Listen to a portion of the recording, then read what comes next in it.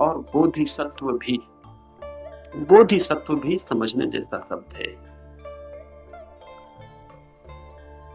बोधिसत्व का अर्थ होता है ऐसा बुद्ध जो प्रज्ञा के द्वार पर खड़ा होकर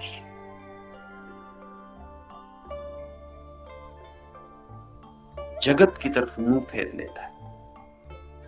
इसे हम ऐसा समझें, बुद्ध के जीवन में कथा है कि बुद्ध परम अवस्था को उपलब्ध हुए, बुद्धत्व को उपलब्ध हुए, और मीठी कथा है कि फिर वे निर्वाण के द्वार पर पहुंचे, लेकिन वे पीठ फेर कर खड़े हो गए। और द्वारपाल ने उन्हें कहा, ये सारे प्रतीक हैं, द्वारपाल ने उन्हें कहा कि आप प्रवेश करें, न मालूम कितने युगों से ये द्वार आपकी प्रतीक्षा करता है। लेकिन बुद्ध ने कहा कि मेरे पीछे और बहुत लोग हैं, और अगर मैं प्रविष्ट हो जाता हूं इस महाशून्य में तो फिर उनकी मैं कोई सहायता नहीं कर सकता। तो मैं रुकूंगा इस द्वार पर तब तक जब तक कि वे सारे लोग प्रविष्ट नहीं हो जाते। मैं अंतिम प्रविष्ट होना चाहता हूं। इस महाकरुणा का नाम है बोधिसत्व।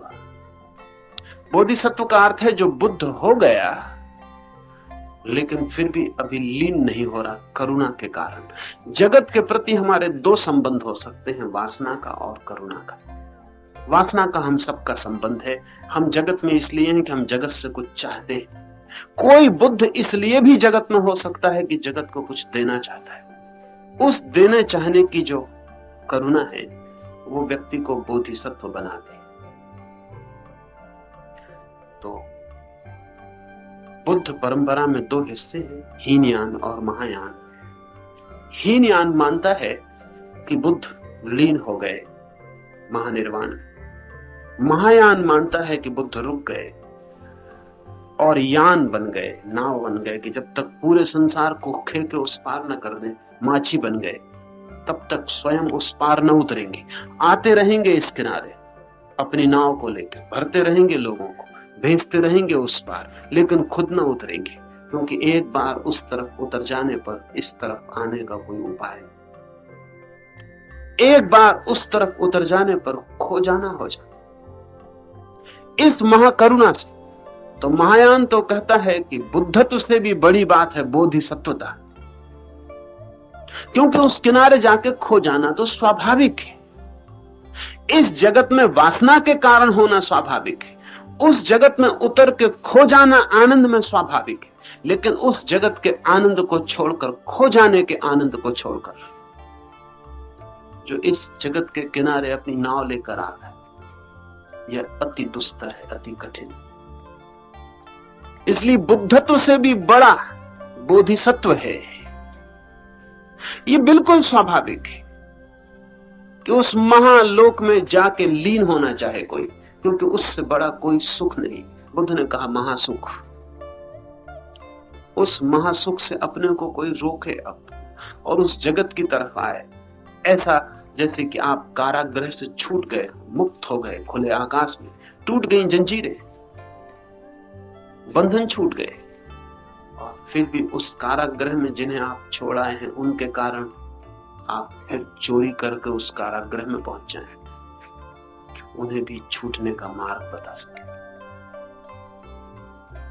जैसा ये कठिन है, ये सोचना इससे भी ज्यादा कठिन है बोधिसत्वता। लेकिन बोधिसत्व की घटना भी घटती। इस जगत में अगर कोई चमत्कार है मेरी दृष्टि में तो एक ही है, किसी ऐसे व्यक्ति का इस जगत में होना जो वासना के कारण नहीं। एक ही मिरेकल है, ऐसा मिरेकल घटता है। और जो अपने कारण इस जगत में नहीं है उसे समझना बहुत दुर्लभ हो जाता है, क्योंकि हम एक ही भाषा समझते हैं। इस जगत में कोई इसी कारण होता है कि इस जगत से उसे कुछ लेना, कोई इस कारण भी होगा कि उसे सिर्फ देना है, हमारी समझ के बाहर। लेकिन प्रज्ञा बोधिसत्वता को भी जन्म देती है। करोड़ों लोगों में कभी कोई एक बुद्ध होता है और करोड़ों बुद्धों में कभी कोई एक बोधिसत्व होता है। क्योंकि उस तरफ से लौटना अति कठिन है। इस तरफ से जाना बहुत कठिन है, उस तरफ से लौटना बहुत कठिन है। दुख से छूटना इतना मुश्किल पड़ता हो तो आनंद से छूटना कितना मुश्किल न पड़ता होगा। और अगर मैं आपसे कहूं कि दुख ही छोड़ दो तो भी छोड़ने की हिम्मत नहीं होती, तो आनंद छोड़कर इस तरफ लौटना असंभव घटना है, पर घटती है। उन द्वारों की ऐसी ही स्वर्ण कुंजियां हैं। वो अपने मोक्ष के ताने बुनने वाले, अंतिम द्वार को पहुंचने के पूर्व तुझे दुस्तर मार्ग से चलकर पूर्णता की इन पारमिताओं पर, जो लोकोत्तर गुण 6 और 10 की संख्या में, अधिकार करना होगा। इन 7 पर अधिकार करना होगा, जिसे मोक्ष, जिसे परम मुक्ति की अभिप्सा पैदा हो गई। ये 7 उसकी कुंजियां हैं।